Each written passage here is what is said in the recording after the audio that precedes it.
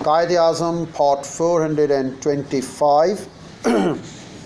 I continue with the dialogue.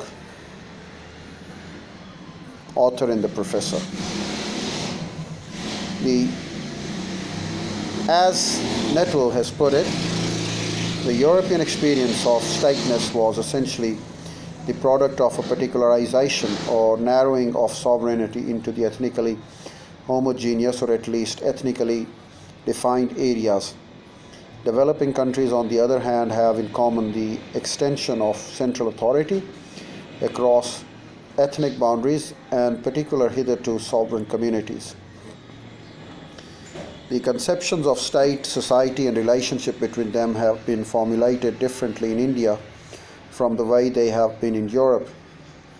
In Europe, the Greek idea of common citizenship and the Christian ideal of a community of believers contributed to 17th century concept of a civil society that ultimately shaped the process of state formation, which eventually led to the nation state.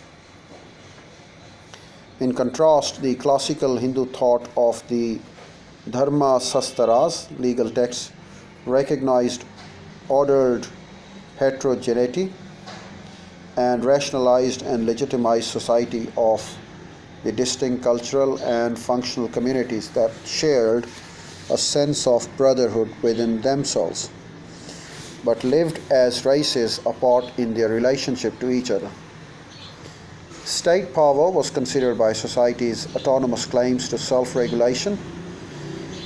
Communities were not united to each other by fellow feelings, quite the reverse, and yet they constituted non-antagonistic strata whose cultural differences and social interactions and functional interdependence were ordered and integrated within a large social architectonic, and the state was meant to uphold and protect.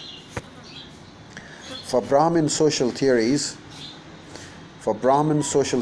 the Dharma Sastra was means to assimilate the diverse customs of Malakas, the foreigners, within the customs of Vedic Aryan peoples as they moved down the Gangetic plain from their homeland in the Punjab. Brahmin theorists used the same conceptions and techniques to assimilate waves of the subsequent conquerors. Greeks, Sakas, Kushans, Huns, they've all done the same. The characteristic strategy of the law books was they were the subsequent conquerors. The Greeks were the conquerors, Sakas were conquerors, Kushans were conquerors, Huns were conquerors. The characteristics strategy of the law books was contemporalization of the diversity rather than homogenization. And a second pillar of the Mauryan Empire enjoins King Priyadarshi, beloved of the gods,